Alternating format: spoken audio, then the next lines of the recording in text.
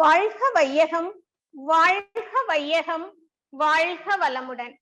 குரு வாழ்க, குருவே துணை. என்னையான் அறிய வேண்ட இறைவா என் குருவாய் வந்தாய். சென்னையில் சிந்தை வைத்து சீர்தவம் முறையாய் செய்தேன். உன்னையே என்னுள் காட்டி உள் நிறைந்து அறிவாய் நின்றாய். முன்னை சேர் வினை தூய்மைக்கு முயன்று அறநெறி வாழ்கின்றேன். வாழ்க வளமுடன். இணையதளம் வாயிலாக இணைந்துள்ள இருபால் மெய்யன்பர்களுக்கும் எனது இனிய மாலை வணக்கத்தையும் வாழ்த்துக்களையும் தெரிவித்துக் கொள்கிறேன். மேலும் இந்த இனிய வாய்ப்பை நல்கிய யாழ்ப்பாணம் மனவளக்கலை மன்ற அறக்கட்டளையின் தலைவரும் பேராசிரியருமான ஐயா முருகானந்தவேல் ஐயா அவர்களுக்கும் மேலும் அனைவருக்கும் என்னுடைய நன்றியையும் வணக்கத்தையும் தெரிவித்துக் கொள்கிறேன். இன்று நாம் சிந்திக்க இருக்கக்கூடிய தலைப்பு கருமைய தூய்மை. இன்றைக்கு மனித குலத்துல ஏற்படக்கூடிய துன்பங்கள், நோய்கள், வாழ்க்கை சிக்கல்கள், பிணக்குகள், போர்கள் அனைத்திற்கும் காரணம் நம்முடைய கருமையத்தில் இருக்கக்கூடிய கலங்கங்களே தான். மனித குலத்துல இன்னைக்கு ஏற்படக்கூடிய துன்பங்கள், நோய்கள், வாழ்க்கை சிக்கல்கள், பிணக்குகள், போர்கள் அனைத்துக்கும் காரணமாக எது இருக்கிறது என்றால் நம் கருமையத்தில் உள்ள கலங்கங்கள் தான் அப்படிங்கிறாங்க. இன்னைக்கு அந்த கருமையத்தை பற்றியும் அந்த கருமையத்தினுடைய சிறப்புகளை பற்றியும், கருமையத்தை ஏன் தூய்மை செய்ய வேண்டும், கருமையத்தில் களங்கங்கள் எவ்வாறு உண்டாயின, அந்த களங்கங்களை போக்க நாம் என்ன செய்ய வேண்டும், கருமையம் தூய்மை அடைந்தால் என்ன நடக்கும், இதை பற்றி நம்ம கொஞ்சம் சிந்திக்கலாம். கருமையம் சொல்லும் பொழுது அதற்கு மகரிஷி 2 இடங்கள்ல நல்ல விளக்கம் கொடுத்திருக்காங்க. உடலுக்கு மூலப்பொருள் வித்து, உயிருக்கு முக்கிய பொருள் விண் துகள்கள், மனதுக்கு மூலப்பொருள் ஜீவகாந்தம். அதாவது உடலுக்கு மூலப்பொருள் வித்து, தாய் தந்தையருடைய வித்து தொடர்ல தான் நாம வந்திருக்கோம். அப்ப இந்த உடலுக்கு மூலமாக இருப்பது அந்த வித்து சக்தி. அடுத்ததாக உயிருக்கு முக்கிய பொருள் விண் துகள்கள். நிலம், நீர், நெருப்பு, காற்று, விண் என்ற அந்த பஞ்சபூதங்கள்ல அந்த விண் துகள்கள் தான் நம் உடலுக்குள்ளாக உயிர் துகள்களாக இருக்குது. அப்ப விண் துகள்கள் தான் உயிராக இருக்கின்றது. அடுத்ததாக மனதுக்கு மூலப்பொருள் ஜீவகாந்தம். ஜீவகாந்த அலைதான் மனமாக செயல்படுகிறது. ஜீவகாந்த அலைதான் மனம் அப்படின்னு சொல்றோம். அப்ப உடலுக்கு மூலப்பொருளாக இருக்கக்கூடிய வித்துவும், உயிருக்கு முக்கிய பொருளாக இருக்கக்கூடிய விண் துகள்களும், மனதுக்கு மூலப்பொருளாக இருக்கக்கூடிய ஜீவகாந்தமும் நம் மனித உடலில் மூலாதாரம் என்ற இடத்தில் மையம் கொண்டுள்ளது. அப்படி அந்த மையத்தை தான் என்னன்னு சொல்றோம், கருமையம் சொல்றோம். வித்து, உயிர், ஜீவகாந்தம் இந்த மூன்றும் மூலாதாரத்தில் மையம் கொண்டிருக்கிறது. இந்த மையத்தை தான் கருமையம் சொல்றோம். இன்னொரு இதுல அழகா மகரிஷி சொல்றாங்க, நம் உடல்ல ஜீவகாந்த ஆற்றல் சுழன்று ஓடிக்கொண்டே இருக்கின்றது. நமது உடல்ல ஜீவகாந்த ஆற்றல் சுழன்று ஓடிக்கொண்டே இருக்கின்றது. அப்படி ஜீவகாந்த ஆற்றல் சுழன்று ஓடும் பொழுது துல்லிய சமதள சீர்மைப்படி உடலினுடைய மைய பகுதியில அந்த ஜீவகாந்த ஆற்றல் திணிவு பெறுகிறது. அவ்வாறு திணிவு பெற்ற அந்த ஜீவகாந்த மையத்தை தான் கருமையம்னு சொல்றோம். நமது உடல்ல ஜீவகாந்த ஆற்றல் சுழன்று ஓடும் பொழுது உடலினுடைய மைய பகுதியில திணிவு கொள்கிறது. அவ்வாறு திணிவு பெற்ற ஜீவகாந்த மையத்தை தான் நாம் கருமையம் என்று சொல்றோம் அப்படிங்கிறாங்க. கருமையத்தினுடைய சிறப்புகள் பற்றி நம்ம தெரிஞ்சுக்கிட்டாதான் கருமைய தூய்மை ஏன் செய்ய வேண்டும், அதில் கலங்கங்கள் எப்படி இருக்கிறது, அதை எவ்வாறு போக்க வேண்டும் என்றதெல்லாம் நமக்கு புரிய ஆரம்பிக்கும். அப்ப கருமையத்தினுடைய சிறப்புகள் சொல்லும் பொழுது நிறைய விஷயங்கள் மகரிஷி சொல்றாங்க. அதுல முதல்ல சொல்றது கருமையம் அப்படிங்கிறது மகா மறை பொருள் அப்படிங்கிறாங்க. ஏன்னா நம்முடைய மனிதனின் உடலுக்கும் மனதிற்கும் இடையே, மனிதனின் உடலுக்கும் மனத்திற்கும் இடையே, மனிதனுக்கும் சமுதாயத்திற்கும் இடையே, மனிதனுக்கும் வான்கோள்களுக்கும் இடையே, அதாவது மனிதனுக்கும் பிரபஞ்சத்திற்கும் இடையே, மனிதனுக்கும் அவனுடைய முற்பிறவி பிற்பிறவிகளுக்கும் இடையே, மனிதனுக்கும் இறைநிலைக்கும் இடையே, இவற்றிற்கெல்லாம் பாலம் போல் இருப்பது இறைநிலை, உயிர், மனம் என்ற 3 மறைபொருள்கள். இவற்றிற்கெல்லாம் பாலம் போல் இருப்பது இறைநிலை, உயிர், மனம் என்ற 3 மறைபொருட்கள். இந்த 3 மறைபொருட்களும் மையம் கொண்ட இடம்தான் கருமையம். அதனால இந்த கருமையத்தை மகா மறைபொருள் சொல்லி சிறப்பித்து சொல்றாங்க. அடுத்து அதற்கு இன்னொரு பெயரும் சொல்றாங்க, ஜீவ இன சரித்திர குறிப்பு பெட்டகம் அப்படிங்கிறாங்க.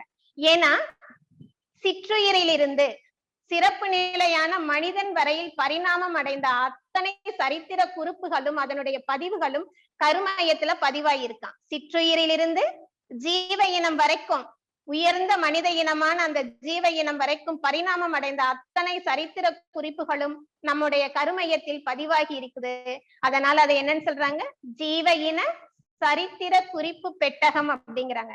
இன்னும் சொல்றாங்க, பண்பேற்ற குறிப்பு பெட்டகம் அப்படின்னா நம் ஒவ்வொரு உயிரினத்தினுடைய செயல்பாடுகளும், உயிரினத்தினுடைய ஒவ்வொரு செயலும் அனுபவமும் அந்த காந்த அலையால் சுருக்கப்பட்டு நம்மளுடைய கருமையத்துல பதிவுகளாக இருக்கான். ஒவ்வொரு உயிரினத்தினுடைய செயல்களும் அனுபவங்களும் காந்த அலைகளாக சுருக்கப்பட்டு கருமையத்துல பதிவு செய்யப்பட்டுள்ளது. இததான் என்ன சொல்றாங்க, அந்த கருமையத்தை ஜீவனுடைய பண்பேற்ற குறிப்பு பெட்டகம் அப்படிங்கிறாங்க. இன்னும் நிறைய சொல்றாங்க. அதுக்கு தெய்வீக புதையல் பெட்டகம், சூப்பர் கம்ப்யூட்டர் சிப் அப்படின்னு சொல்லி கருமையத்தை சிறப்பித்து சொல்றாங்க. இன்னும் ஒரு பெரிய விஷயம் என்ன அப்படின்னா, இத தெய்வீக நீதிமன்றம் சொல்லி மகரிஷி மிக மிக சிறப்பித்து சொல்றாங்க. தெய்வீக நீதிமன்றம், நாம ஏதாவது ஒரு தவறு செய்துட்டோம் அப்படின்னா, ஏதாவது பொருளை கொடுத்தோ இல்ல செல்வாக்க பயன்படுத்தியோ நம்ம அதுல இருந்து தப்பிச்சு வந்துடலாம். ஆனா இந்த தெய்வ நீதியில இருந்து, கடவுள் கொடுக்கக்கூடிய அந்த தண்டனையில இருந்து நம்மளால தப்பித்து வர முடியாது. அதனால இந்த கருமையத்தை என்ன சொல்றாங்க அப்படின்னா, ஒரு தெய்வீக நீதிமன்றம் அப்படின்னு சொல்லி சொல்றாங்க. இதற்கு ஒரு எடுத்துக்காட்டு சொல்லணும் அப்படின்னா, உங்களுக்கு எழுத்தாளர் கண்ணதாசன் அவர்களை எல்லாருக்கும் தெரியும். அவர் ஒரு முறை அர்த்தமுள்ள இந்து மதம் எழுதும் பொழுது ஒரு சிறைச்சாலைக்கு போய் அங்க இருக்கக்கூடிய மரண தண்டனை கைதிகளை பார்த்து ஒரு நேர்காணல் செய்யறாரு. அப்ப யார பாக்குறாரு, அப்படி யார சந்திக்கிறாரு சொல்லி பாத்தீங்கன்னா, 3 தூக்கு தண்டனை கைதிகளை, மரண தண்டனை கைதிகளை அவர் சந்திக்கிறாரு. எதற்காக அவர்களுக்கு அந்த தண்டனை கிடைத்தது என்றால், அந்த பாலியல் வன்கொடுமை 3 பேரும் சேர்ந்து செஞ்சதுனால அதற்காக அவர்களுக்கு தூக்கு தண்டனை கிடைத்தது. இவர் கண்ணதாசன் போய் சந்திக்கும் பொழுது அந்த 3 பேர்ல 2 பேர் என்ன பண்ணுனாங்களா, ரொம்பவும் அழுது புலம்ப ஆரம்பிக்கிறாங்க. இருப்பு கொள்ளாம ரொம்ப தவிக்கிறாங்க, அழுது கண்ணீர் விடுறாங்க, புலம்புறாங்க. ஆனா அதுல ஒரே ஒருத்தர் மட்டும் எந்தவித சலனமும் இல்லாம அமைதியாக எந்தவித உணர்ச்சியும் வெளிக்காட்டாம அப்படியே இருக்கிறாரு. கண்ணதாசனுடைய கவனம் இந்த அழுது புலம்புறவங்க கிட்ட இருந்து சற்று அப்படியே அமைதியா இருக்கிறாரு இல்லையா, அவர்கிட்ட போகுது. அப்ப அந்த நபர்கிட்ட போய் கேக்குறாராம், இப்படி இவங்கெல்லாம் அழுது செஞ்ச தவறுக்காக இப்படி தண்டனை கிடைச்சிருச்சேன்னு சொல்லி அழுது புலம்புறாங்க, ஆனா நீ மட்டும் ஏன் அமைதியா அப்படியே இருக்க, எந்த வித உணர்வுகளையும் வெளிக்காட்டலையே, ஏன் இப்படி இருக்க அப்படின்னு கேட்கும்போது அவர் சொல்றாராம், எனக்கு இந்த தூக்கு தண்டனை கிடைத்தது இல்லையா, இந்த தூக்கு தண்டனை எதற்காக கிடைத்தது, பாலியல் வன்கொடுமை செய்தேன் என்று அப்படின்னு. ஆனா இந்த தவறை நான் செய்யவே இல்லை. ஆனா அந்த சாட்சிகள் எல்லாம் எனக்கு எதிராக நான் செய்ததாக இருந்ததால எனக்கு இந்த தூக்கு தண்டனை கிடைச்சிருக்கு. நான் இந்த தூக்கு தண்டனை எனக்கு கிடைச்சிருக்கு, அதனால நான் வருத்தப்படுறேன். ஏன்னா செய்யாத தவறுக்காக எனக்கு தூக்கு தண்டனை கிடைச்சிருக்கு. ஆனா இதே நேரத்துல எதற்காக அப்படின்னு கேட்டீங்கன்னா, பெண்கள் கிட்ட இந்த முறை வேணா நான் பெண்கள் கிட்ட அந்த பாலியல் வன்கொடுமையில இந்த முறை வேணா நான் ஈடுபடல. ஆனா இதற்கு முன்னால் பெண்களிடம் மிக மிக மோசமாக நான் நடந்துகிட்டு இருக்கேன். பல முறை பாலியல் வன்கொடுமையில ஈடுபட்டிருக்கேன். அப்ப எல்லாம் நான் நினைச்சுக்குவேன், கடவுள்னு ஒருத்தர் இல்ல, ரொம்ப திமிராகவும் கர்வமாகவும் ஆணவத்தோட என்னால எதையும் செய்ய முடியும், கடவுளால என்ன தண்டிக்க முடியாது அப்படிங்கிற ஒரு இதுல எல்லா விதமான முறைகேடுகளையும் நான் செஞ்சேன். ஆனா அப்ப எல்லாம் எனக்கு தண்டனை கிடைக்கல. கடைசியில நான் செய்யாத ஒரு தவறுக்காக எனக்கு இந்த தண்டனை கிடைச்சது. தவறு செஞ்சப்ப தண்டனை கிடைச்சிருந்தா கூட என்னுடைய மனசுக்கு ஒரு ஆறுதல் கிடைச்சிருக்கும். ஆனா எப்ப நான் தவறு செய்யலையோ, செய்யாத தவறுக்காக தண்டனை கிடைச்சது பாத்தீங்களா, அப்பதான் நான் சிந்திக்க ஆரம்பிச்சேன், கடவுள்னு ஒருத்தர் இருக்காரு, கடவுள்னு ஒருவர் இருக்கிறாரு. நம்ம செய்த தவறுக்கு, நம்ம எந்த ஒரு தவறு செய்தாலும், தவறு இல்ல நல்ல விஷயங்கள் எது செஞ்சாலும் கடவுள் நம்மை பார்த்து கொண்டே இருக்கிறார். நம்ம செஞ்ச செயலுக்கு சரியான விளைவு அவர் கொடுப்பார். அப்ப நான் செய்த தவறுக்கு செஞ்சப்பெல்லாம் கொடுக்காம விட்டுட்டாரு. ஆனா ஒரு தவறு செய்யாத பொழுது எனக்கு சரியான நேரத்துல அந்த தண்டனையை கொடுத்துட்டாரு. இப்ப அதனால நான் இந்த தண்டனையை ஏற்றுக்கொண்டேன். என்னுடைய மனமும் அமைதியாயிடுச்சு. ஏன்னா நான் முன்பு செஞ்ச தவறுக்குதான் எனக்கு இப்ப இந்த தண்டனை கிடைச்சிருக்கு. அப்ப அத நான் இந்த தண்டனையை ஏற்றுக்கொண்டதுனால எனக்கு மன அமைதி கிடைச்சிருக்கு. நான் இந்த தண்டனைய கடவுள் எனக்கு கொடுத்ததாக, கடவுள் சரியான தண்டனையை கொடுத்திருக்கிறாருன்னு சொல்லி என்னால ஏற்றுக்கொள்ள முடிந்தது. அதை அனுபவிக்க நான் தயாராயிட்டேன் அப்படின்னு சொல்லி சொல்றாரு. இதுல நம்ம ஒரு விஷயம் கவனிக்க வேண்டியது என்ன அப்படின்னா, நம்ம என்ன செயல் செய்தாலும், நல்லது செய்தாலும் சரி, தீயது செய்தாலும் சரி, சரியான நேரத்துல நமக்கு அதற்கான விளைவு நிச்சயம் ஏற்படும். இந்த ராமகிருஷ்ண பரமஹம்சரு, எல்லாரும் விவேகானந்தருடைய குரு, நம்ம கேள்விப்பட்டிருப்போம். அவரு ஒரு சின்ன செயல்களுக்கு கூட, ஒரு சின்ன பாவ செயல் செய்யறதுக்கு கூட ரொம்ப அஞ்சுவாராம். மனதாலேயோ இல்ல சொல்லாலேயோ மற்றவர்களை துன்புறுத்துறதுக்கு. அப்ப அவரோட பக்கத்துல இருக்கக்கூடிய அன்பர்கள், சீடர்கள் எல்லாம் கேட்பாங்களே, போயும் இந்த சின்ன விஷயத்துக்கெல்லாம் இப்படி நீங்க பயப்படுறீங்களே, ஏன் இப்படி இருக்கீங்க அப்படின்னு சொல்லி. அதற்கு ராமகிருஷ்ண பரமஹம்சர் சொல்லுவாராம், எப்பொழுதும் என்ன காளி தேவி கண்காணித்துக் கொண்டே இருக்கிறா. நான் யாருக்காவது என்னுடைய மனதாலோ சொல்லாலோ ஒரு தீய சொல்லோ தீய எண்ணத்தாலோ மற்றவர்களுக்கு நான் ஒரு துன்பத்தை கொடுத்துட்டேன் அப்படின்னா, காளி தேவி அந்த சூலாயுதத்தால என்ன குத்துற மாதிரி இருக்கு. அதற்கு பயந்து நான் எந்தவித தீய செயலும் செய்யல. யாரையும் ஒரு சுடு சொற்களாலோ இல்ல தீய எண்ணத்தாலோ யாருக்கும் ஒரு துன்பத்தையும் கொடுக்கல அப்படிங்கிறாராம். இது ராமகிருஷ்ணருக்கு மட்டுமல்ல, நமக்கும் பொருந்தும். ஏன்னா இறைவன் இல்லாத இடமே இல்ல. எல்லா இடத்திலும் இருந்து கொண்டு இறைவன் நம்ம எல்லா நேரம் 24 மணி நேரமும் நம்ம கண்காணித்து கொண்டிருக்கிறான்ங்கிற ஒரு தெரிஞ்சது அப்படின்னா, நம்ம எந்தவித தவறான தீய செயல்களையும் நம்ம செய்ய மாட்டோம். அப்ப அடுத்ததான் பாத்தீங்க அப்படின்னா, இந்த கருமையத்தினுடைய சிறப்புகளை சொல்லிட்டு வரும் பொழுது, நம்ம மரணத்துக்கு பிறகு இந்த உடல் அழிந்து விடும். ஆனா இந்த கருமையம் அழிவதில்லையாம். அந்த கருமையம்னு சொல்லக்கூடிய அந்த காந்த ஆற்றலினுடைய திணிவு அழிந்து போகாது, கலைந்தும் போகாதான். அதற்கு ஆயுட்கால எல்லையே சொல்ல முடியாது. உடல் அழிந்து விடும். ஆனா இந்த கருமையம் சொல்லக்கூடிய அந்த ஆன்மாவுக்கு அழிவே கிடையாது. அது ஆயுட்கால எல்லையும் நம்மளால் நிர்ணயிக்க முடியாது.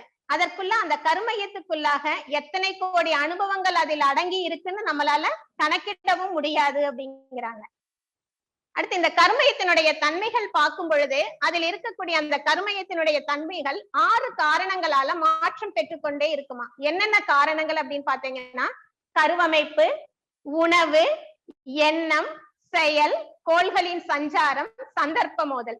கருவமைப்பு, உணவு, எண்ணம், செயல், கோள்களின் சஞ்சாரம், சந்தர்ப்ப மோதல், இவற்றிற்கு ஏற்ப, இந்த 6 காரணங்களுக்கு ஏற்ப கருமையத்தினுடைய தன்மைகள் மாறிக்கொண்டே இருக்கும். இப்ப ஒரு குழம்பு வைக்கும் பொழுது அதுல என்ன பண்ணுவோம், உப்பு, புளி, காரம் இதெல்லாம் சேர்த்துவோம். அப்ப ஒவ்வொரு பொருளா சேர்த்த அந்த குழம்பினுடைய தன்மை மாறுவது போல் இந்த 6 காரணங்களாலையும் இந்த கருமையத்தினுடைய தன்மை மாற்றம் பெற்றுக்கொண்டே இருக்கும். கருமையத்தினுடைய வேலை அப்படின்னு பார்க்கும்போது, கருமையத்துல எப்படி நம்ம செஞ்ச செயல்கள் பதிகிறது அப்படின்னு பாத்தீங்கன்னா, கருமையம் கடவுளினுடைய தன்மை என்ன, இறைநிலையினுடைய தன்மை என்ன, அதற்கு என்ன ஆற்றல் இருக்கிறது, தன்னிருக்க சூழ்ந்தழுத்தும் ஆற்றல். அப்ப அந்த இறைநிலைக்கு தன்னிருக்க ஆற்றலும் இருக்கிறது, விளக்கும் ஆற்றலும் இருக்கிறது.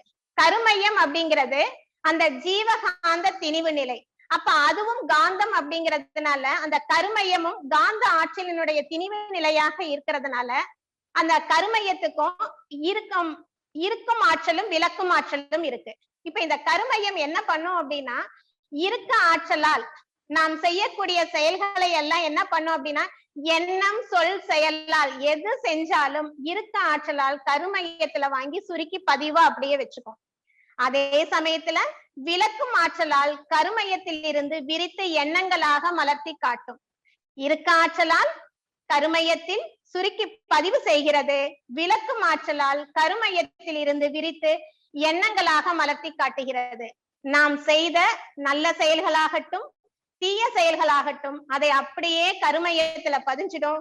கருமையத்துல பதியறது மட்டும் கிடையாது, அது வாய்ப்பு சூழலுக்கு ஏற்ப எப்ப எந்த நேரத்துல எது நடக்கணுமோ அதற்கு தகுந்த மாதிரி அது ஒரு விளைவை ஏற்படுத்தும். இதற்கு ஒரு எடுத்துக்காட்டு சொல்லணும் அப்படின்னா, ஒருத்தருக்கு உதவி செய்கிற ஒரு நல்ல விஷயமே நம்ம எடுத்துக்குவோம். ஒருத்தருக்கு பசியால இருக்கக்கூடிய ஒருத்தருக்கு நீங்க உணவு கொடுத்து உதவி செய்யறீங்க. பசியால இருக்கிற ஒருவருக்கு உணவு கொடுத்து அவருடைய பசியை போக்குறீங்கன்னு வச்சுக்கோங்க. இது ஒரு காலத்துல நடக்குது, ஒரு 2-3 மாசம் ஆகுது. ஒரு நாள் நீங்க என்ன பண்றீங்க, ஒரு உணவகத்துக்கு ஹோட்டலுக்கு போறீங்க. அங்க போய் சாப்பிட்டு முடிக்கிறீங்க. ஒரு 4 இட்லி சாப்பிட்டு முடிச்சதுக்கு அப்புறம் என்ன ஆகுது அப்படின்னா, அங்க முன்னாடி வந்து சாப்பிட்டதற்கான அந்த இட்லி சாப்பிட்டதுக்கான அந்த பணத்தை கட்டுறதுக்காக உங்களுடைய பர்ஸை எடுத்து பார்க்க போறீங்க. பர்ஸை எடுக்க போறீங்க. பார்த்தா பர்ஸை காணோம். யாரோ பிக் பாக்கெட் அடிச்சுட்டாங்க. பர்ஸ் காணாம போயிடுச்சு. அப்ப உடனே பாத்தீங்க அப்படின்னாக்கன்னா அந்த நேரம் திடீர்னு பர்ஸ பாக்குறீங்க, காணாம போயிடுச்சு. என்ன பண்றதுன்னு யோசிக்கக்கூடிய அந்த செகண்ட்ல அந்த ஹோட்டலுக்குள்ள உங்களுக்கு தெரிந்த நண்பர் ஒருவர் வராரு.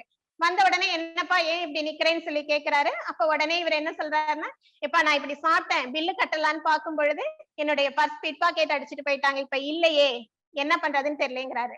உடனே அவருடைய நண்பர் பரவாயில்ல நான் கொடுக்குறேன் அப்படின்னு சொல்லிட்டு அந்த பணத்தை கட்டி சரி பண்ணிடுறாரு. இது ஒரு வகை. இன்னொரு இடத்துல என்ன நடக்குதுன்னா இதே நிகழ்வு தான், கொஞ்சம் மாத்தி யோசிச்சு பாருங்க. அவர் பர்ஸை எடுக்க போறாரு, பர்ஸ் காணா போறது அப்பதான் தெரியுது. தெரிஞ்ச உடனே அப்படியே அவர் அந்த ஹோட்டல் முதலாளியை பாக்குறாரு. அந்த முதலாளி என்ன சொல்றாரு, எத்தனை பேர் இப்படி கிளம்பி இருக்கிறீங்க, சாப்பிட்டு முடிச்சுட்டு பணம் கட்டுறதுக்கு முடியாம பர்ஸ் தொலைஞ்சு போச்சுன்னு சொல்லி.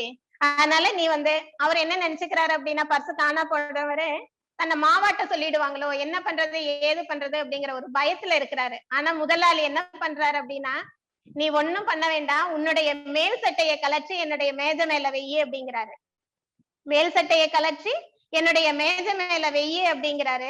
உடனே அவர் கொஞ்சம் அப்படியே பக்கத்துல சுத்தி முத்தியும் பாக்குறாரு. எல்லாரும் சாப்பிட்டுட்டு இருக்காங்க. சக மனிதர்கள் இவருக்கு யாருமே உதவி செய்யணுங்கிற எண்ணம் இல்லாம யாரையோ ஒரு ஜந்துவை பாக்குற மாதிரி பார்த்துட்டு அவங்க பாட்டு சாப்பிட்டுட்டே இருக்காங்க. இவர் அப்படியே கூனி குறுகி கூசி போறாரு.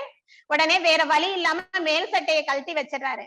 திரும்ப அந்த முதலாளி சொல்றாரு, உன்னுடைய வேஷ்டியும் கலர்ச்சி மேல என்னுடைய மேஜை மேல வெய்யு அப்படின்னு. இவரு செய்ய முடியாம அப்படியே பயங்கர, இன்னும் முதல் இருந்ததை காட்டிலும் அப்படியே பயங்கரமா கூனி குறுகி போறாரு. என்ன பண்றதுன்னு தெரியல. அப்படியே கண்ணீர் மல்க நிக்கக்கூடிய நேரம். இந்த காட்சியெல்லாம் அந்த ஹோட்டலினுடைய அந்த உணவகத்தினுடைய எதிர்ப்புறத்துல இருந்து ஒரு ஆள் பார்த்துட்டு இருக்கிறாரு. அவரு சாதாரண ஒரு மனிதர், ஒரு கிழிஞ்ச சட்டை வேஷ்டி அது மாதிரி போட்டு இருக்கக்கூடிய ஒரு ஆள். இது அப்படியே அவர் பார்த்துக்கிட்டு இருக்கிறாரு.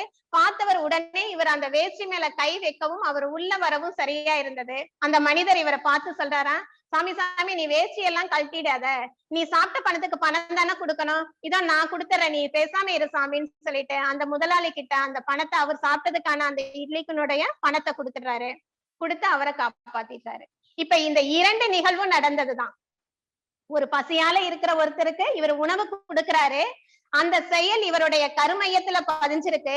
அப்ப இவருக்கு எப்ப உதவி தேவையோ அது யார் மூலம் எப்படி எந்த நேரத்துல கிடைக்க வேண்டும் என்பது அந்த ஜீவனுடைய, யார் உதவி செய்யறாங்களோ அந்த ஜீவனுடைய கருமையத்திலும் பதிவு ஏற்பட்டு இருக்கும். இது உடனே கிடைக்கணுமா, அந்த உதவி உடனடியாக கிடைக்கணுமா, இல்ல காலம் தாழ்ந்து நம்ம கொஞ்சம் துன்பப்பட்ட பிறகு கிடைக்கணுமா, எல்லாமே அந்த செயலுக்கான பதிவு, நம்ம உதவி செய்ததனுடைய அந்த பதிவு நம்முடைய கருமையத்திலும், நமக்கு யார் உதவி செய்வாங்களோ எப்ப எப்படி செய்யணும் எல்லாமே அந்த உயிரினத்தினுடைய கருமையத்திலும் பதிவு செய்யப்பட்டிருக்கும்.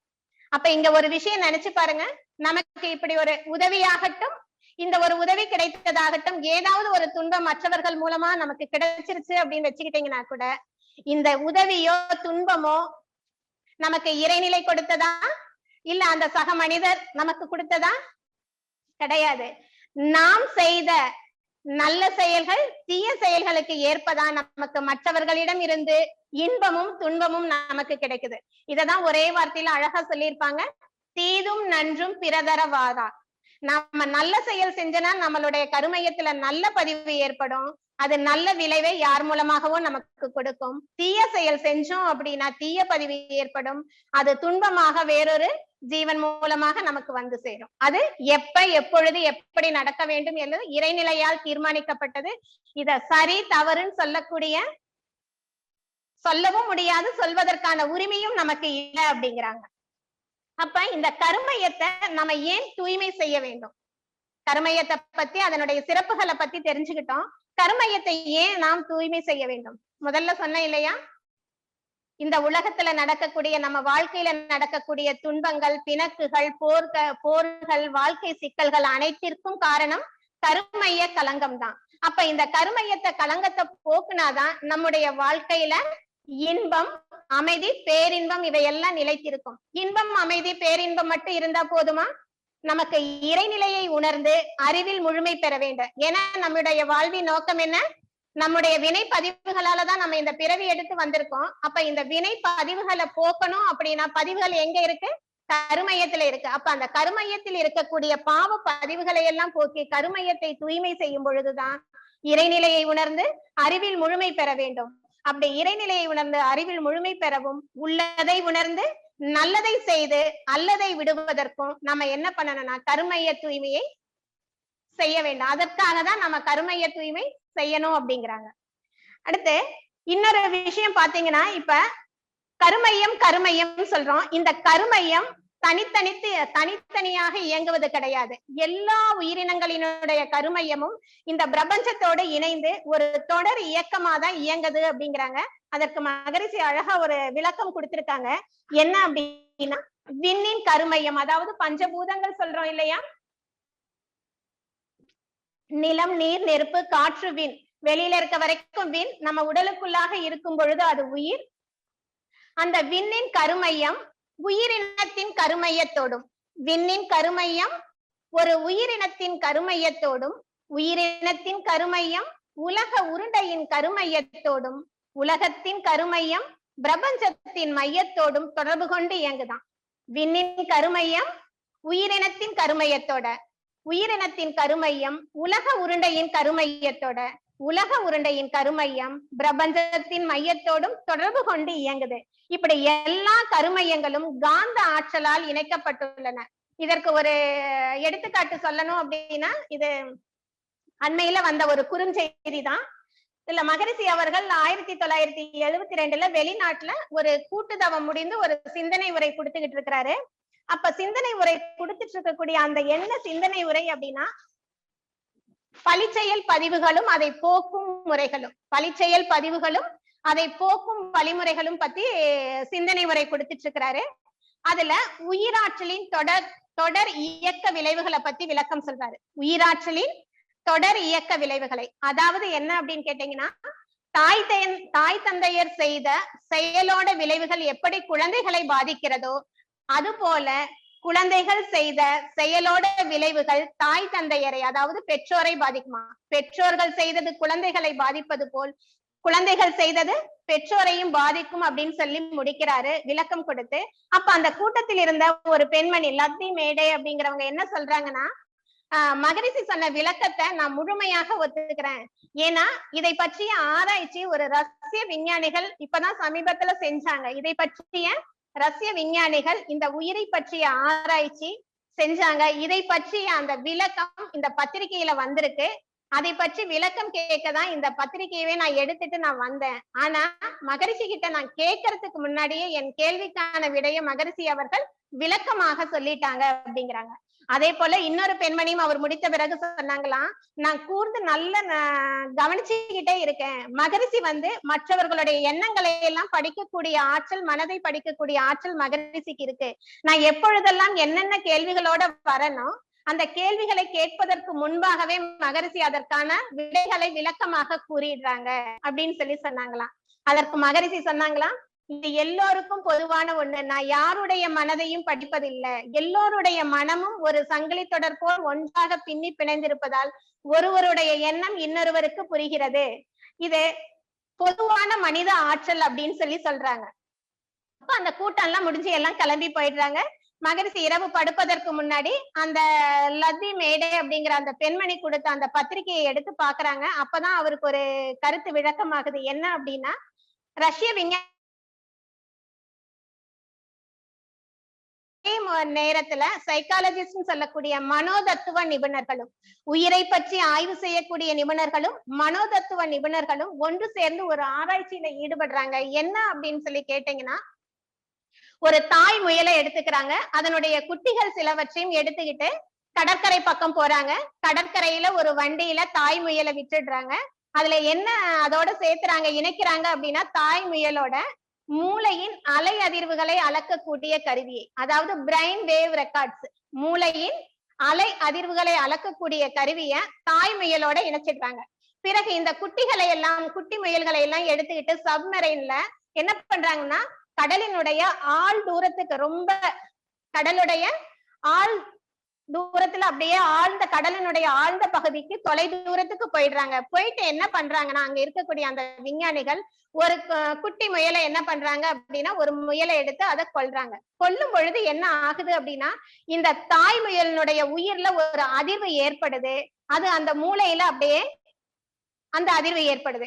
இது அப்படியே அந்த கருவி என்ன பண்ணிடுது, ரெக்கார்ட் பண்ணிடுது. திரும்ப என்ன பண்றாங்க, கொஞ்ச நேரம் கழித்து திரும்ப இன்னொரு முயல் குட்டியை அதே மாதிரி கொல்றாங்க. அதே போல மூளையில அதிர்வுகள் ஏற்படுது. உடல்ல அந்த முயலினுடைய உயிர்ல ஒரு அதிர்வு ஏற்பட்டு அது மூளையில பதியுது. அந்த பதிவை தான் இந்த பிரெயின் வேவ் ரெக்கார்ட்ஸ் வந்து பதிவு பண்ணுது. இது மாதிரி ஒவ்வொரு முயலை கொல்ல கொல்ல கொல்ல என்ன ஆகுது, குட்டி முயலை கொல்ல கொல்ல கொல்ல கொல்ல தாய் முயலினுடைய மூளையில ஒரு அதிர்வுகள் ஏற்படுறத விஞ்ஞானிகள் கவனிக்கிறாங்க. அதை கவனிச்சதற்கு அப்புறம் தான் அந்த குழுவினுடைய தலைவராய் இருக்கக்கூடிய டாக்டர் வில்லியம் ஏ டில்லர் அப்படிங்கிறவர் என்ன சொல்றாருன்னா, விஞ்ஞானிகளால் உணர முடியாத ரகசியங்கள் அவ்வளவு இந்த பிரபஞ்சத்துல கொட்டி கிடக்கு அப்படின்னு சொல்றாங்களாம். மகரிஷிக்கும் இதுல இருந்து ஒண்ணு புரியுது, எல்லாமே உயிர் தொடர்பு தான். ஏன்னா ஒரு இல்லையா, பெற்றோர்கள் செய்த செயலுடைய விளைவுகள் குழந்தைகளை பாதிக்கிற மாதிரி குழந்தைகளுடைய செயல்களும் பெற்றோரை பாதிக்குது. இப்ப அந்த குட்டி முயல் இறக்கும் பொழுது அதனுடைய உயிர் செல்கள்ல ஒரு அதிர்வு ஏற்படுது. அதே இதுதான் என்ன ஆகுது, தாய் முயலினுடைய உயிர் செல்கள்ல அந்த அதிர்வை ஏற்படுது. இதேதான் இந்த கருமையத்துக்கும் பொருந்தும். ஏன்னா அந்த உயிர் துகள்கள்ல இருந்துதான் என்ன உற்பத்தி ஆகுது, காந்தம் உற்பத்தி ஆகுது. இந்த உயிர் செல்கள்ல ஏற்படக்கூடிய அந்த அதிர்வு மூளையில பதியும். மூளையில பதியக்கூடிய அந்த பதிவுகள் உடலில் ஓடக்கூடிய அந்த ஜீவகாந்த ஓட்டத்துல கலந்து நம்முடைய கருமையத்துல போய் பதியும். மூளையில ஏற்படக்கூடிய அந்த பதிவுகள் நம்முடைய ஜீவகாந்த ஓட்டத்துல கலந்து நம்மளுடைய கருமையத்துல பதியும். இந்த கருமையம் எல்லாத்தோடையும் ஒன்னோட ஒண்ணு சொன்ன இல்லையா, விண்ணினுடைய கருமையம் உயிரினத்தோடும், உயிரினம் உலக உருண்டையோடும், உலக உருண்டை பிரபஞ்சத்தோடும் அப்படியே கனெக்ஷன் வச்சிருக்கிறதுனால ஒவ்வொரு தனி மனிதனுடைய கருமையத்துல இருக்கக்கூடிய கலங்கத்துக்கு ஏதான் அந்த தனி மனிதனுடைய வாழ்க்கையும் அவனுடைய குடும்ப வாழ்க்கையும் சமுதாய வாழ்க்கையும் பாதிக்கப்படுது. அப்ப கருமைய களங்கத்திலிருந்து நம்ம விடுபடணும் அப்படின்னா கருமையத்தை பத்தின உண்மைகளை நாம தெரிஞ்சுக்கணும். அதில் களங்கங்கள் எப்படி ஏற்படுது, அவற்றை எப்படி போக்குவது என்பதையெல்லாம் நாம முறையா தெரிஞ்சுக்கணும் அப்படிங்கிறாங்க. கருமையத்துல எப்படி இந்த களங்கங்கள் ஏற்பட்டது அப்படின்னு சொல்லி பாத்தீங்க அப்படின்னா, நம்ம பிறக்கும் பொழுதே நம்ம கருமைய கலங்கங்களோட தான் பிறந்தோமா. பிறக்கும் பொழுதே கருமைய கலங்கங்களோட தான் பிறந்திருக்கோம். ஏன்னா ஓரறிவு தாவரத்தை விட்டுடுங்க, ஈரறிவு புழுவுல இருந்து 5 அறிவு உள்ள விலங்கினங்கள்ல சிலவற்றை தவிர மற்றதுக்கு என்ன ஆகுதுன்னா மற்ற உயிரினங்களை மற்ற உயிர்களை விலங்குகளை கொன்று உணவாக எடுத்துக்குமா. ஈரறிவு முதல் 5 அறிவு உள்ள விலங்கினங்கள்ல சிலவற்றை தவிர மீதி எல்லாம் என்ன பண்ணுமா, மற்ற உயிர்களை கொன்று அவற்றினுடைய உடலை உணவாக எடுத்துக்கும். அப்ப விலங்கினத்தினுடைய இந்த செயல் அதனுடைய மூளையில வித்துல உயிர்ல பதிவாகி இருக்குமா. மூளையில வித்துல உயிர்ல இதெல்லாம் பதிவாகி இருக்கும். அப்ப விலங்கினத்தினுடைய வித்து தொடரா நாம வந்ததுனால நம்ம கிட்டையும் அந்த பதிவுகள் இருக்குமா. நம்ம கிட்டையும் அந்த பதிவுகள் இருக்கும். இந்த பதிவுகளால மனிதன் 4 விதமான தவறுகளை குற்றங்களை செய்யறானா. என்னென்ன தவறுகள் அப்படின்னா, பிற உயிரை வதைத்தல், பிற உயிரை கொள்ளுதல், பிற உயிருக்கு சொந்தமான உடல் என்னும் வளத்தை பறித்தல், பிற உயிரின் வாழும் சுதந்திரத்தை அழித்தல். பிற உயிரை கொல்லும் போது என்னாகும், பிற உயிரை துன்புறுத்தணும். துன்புறுத்தினதுக்கு அப்புறம் அதை கொல்ல வேண்டும். கொன்னதுக்கு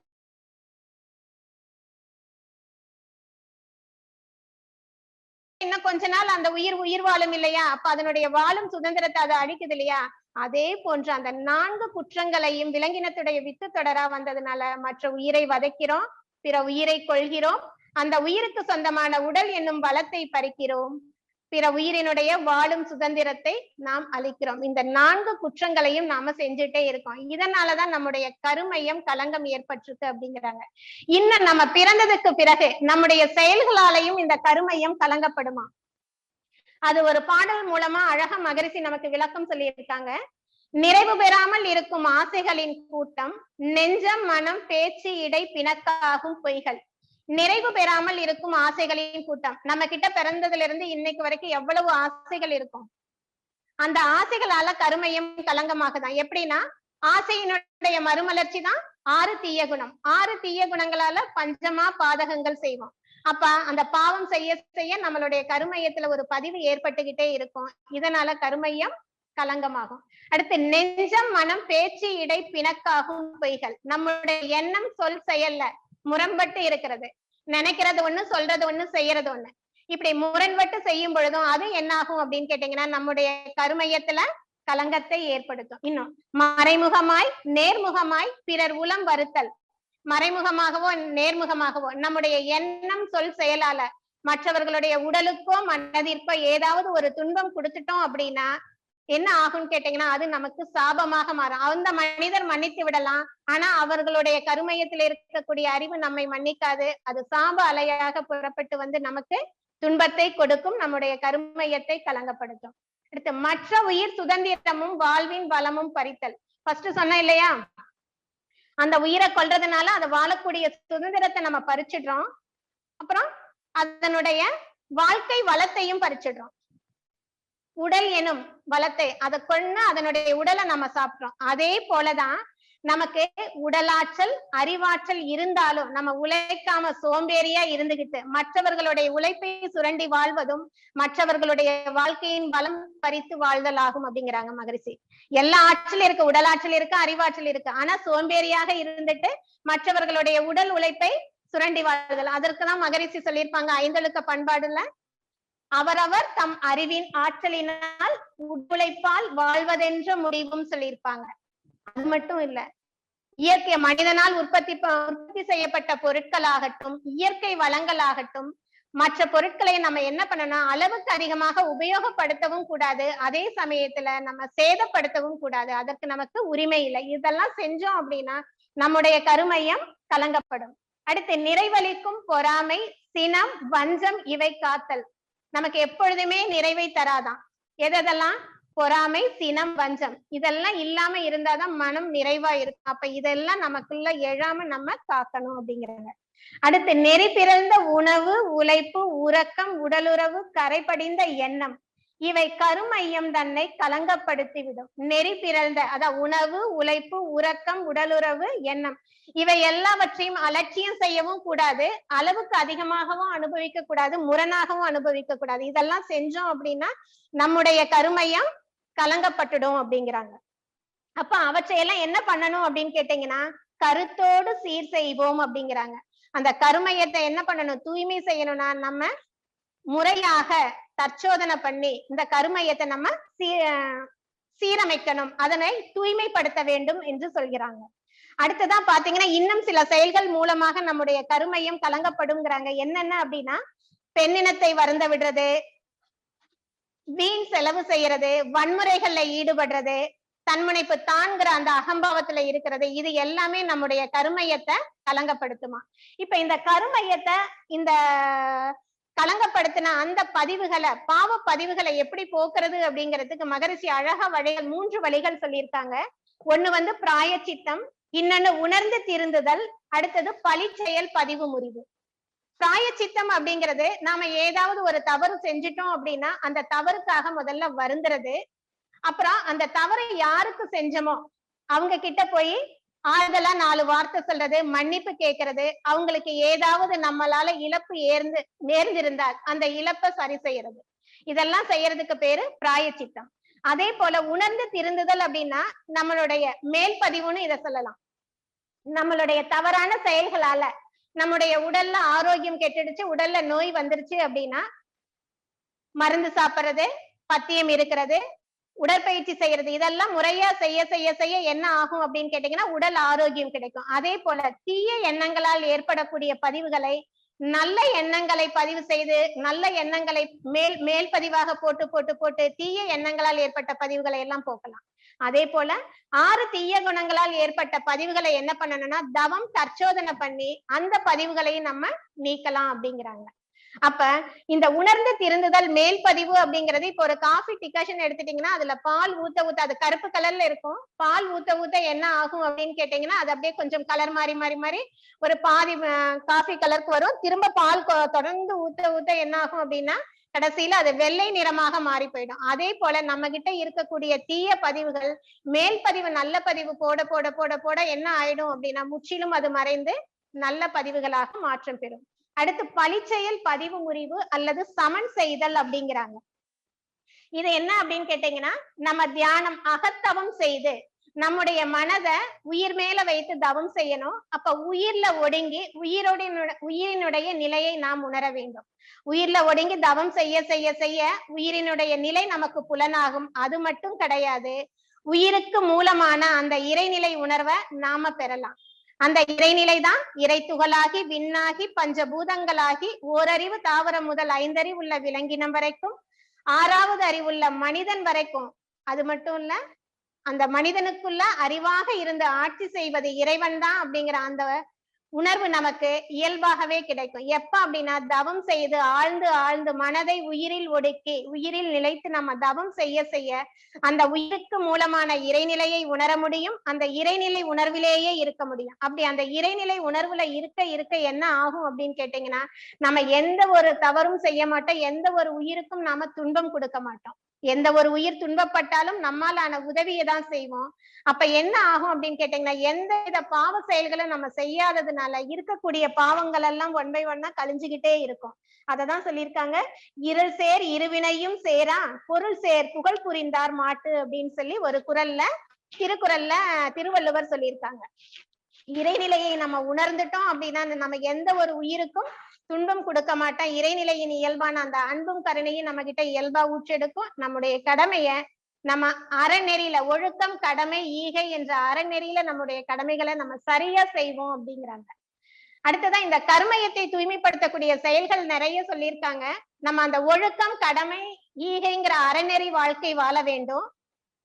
அதற்கு அகத்தவம் செய்யணும். முதல்ல அகத்தவம் செய்ய செய்ய செய்ய நம்மளுடைய மன அலைச்சல் குறைய குறைய என்ன ஆகும் அப்படின்னா, நமக்கு ஒரு விழிப்பு நிலை வரும். அந்த விழிப்பு நிலையில நம்ம அகத்தாய்வு செய்ய செய்ய செய்ய நம்ம கிட்ட இருக்கக்கூடிய 6 தீய குணங்களும் நல்ல குணங்களாக மாற்றம் எடுக்கும். நாம யாருங்கிறது நமக்கு தெரிய ஆரம்பிக்கும். நாம யாருன்னு நமக்கு தெரிஞ்சாலே அந்த ஒழுக்கம் கடமை ஈகை அப்படிங்கிற அந்த அறநெறி வாழ்க்கை வாழ முடியும். அப்ப அந்த தவமும் அறமும் தான் கருமைய தூய்மைக்கு முக்கியம் அப்படிங்கிறாங்க. இன்னொன்னு, உடற்பயிற்சியும் செய்யணும் அப்படின்னு சொல்லி மகரிஷி சொல்லியிருக்காங்க. உடற்பயிற்சி செய்ய செய்யதான் நம்ம கிட்ட இருக்கக்கூடிய அந்த விலங்கின பதிவுகள் 4 குற்றம் சொன்னேன் இல்லையா, அந்த விலங்கின பதிவுகள் நம்மை விட்டு விலகணும் அப்படின்னா உடற்பயிற்சி முறையா செய்யணும். அதே போல கருமைய தூய்மைக்கு காயக்கல்பம் சிறப்பான ஒரு பயிற்சி. ஏன்னா காயக்கல்ப பயிற்சி நம்ம எங்க செய்யறோம்? வித்து சக்தியை தூய்மைப்படுத்துறோம். ஏன்னா வித்து சக்தியில இருந்துதான் உயிர் துகள்கள் உற்பத்தி ஆகுது. உயிர் துகள்கள்ல இருந்துதான் ஜீவகாந்தம் உற்பத்தி ஆகுது. அப்ப அந்த வித்து சக்தியை தூய்மைப்படுத்தும் பொழுது வித்து சக்தியில தான் அந்த பதிவுகள் எல்லாம் போய் கருமையத்துல பதியுது. கருமையத்துல என்ன இருக்கு? வித்து சக்தி இருக்கு. அப்ப அந்த வித்து சக்தியை தூய்மைப்படுத்த என்ன ஆகும்? காயக்கல்ப பயிற்சியின் மூலமாக வித்து சக்தியை தூய்மைப்படுத்த நம்முடைய கருமையம் தூய்மையாய் கொண்டே இருக்கும். அதே போல அந்த நம்ம கிட்ட மத்தவங்களுக்கு உதவி செய்ய முடியாம வேணா போகலாம். உடல் ஆற்றலால பொருள் ஆற்றலால எந்த வகையில நமக்கு உதவி செய்ய முடியல அப்படின்னாலும் அவங்க கிட்ட ஆறுதலா ஒரு 4 வார்த்தை, ஒரு இன்சொல் இன்முகம் நம்மளால காட்ட முடியும், சொல்ல முடியும். அதை செஞ்சாலே நம்முடைய கருமையம் தூய்மையாயிக்கிட்டே இருக்குமா. அதே போல நமக்கு பேராசிரியர் ஜெயபால் ஐயா சொல்லுவாங்க, வாழ்க வளமுடன் என்ற அந்த வாழ்த்து சொல் நம்மளுடைய டிஎன்ஏல ஒரு நல்ல மாற்றத்தை ஏற்படுத்தும், ஒரு அதிர்வை ஏற்படுத்தும் அப்படின்னு. ஏன்னா அந்த வாழ்க வளமுடன் வெறுமனே சொல்லாம எந்த அளவுக்கு உணர்ந்து நம்ம சொல்றோமோ அப்ப நம்முடைய கருமையத்துல அது ஒரு நல்ல அதிர்வை ஏற்படுத்தி நம்முடைய கருமையத்தை தூய்மைப்படுத்தும்.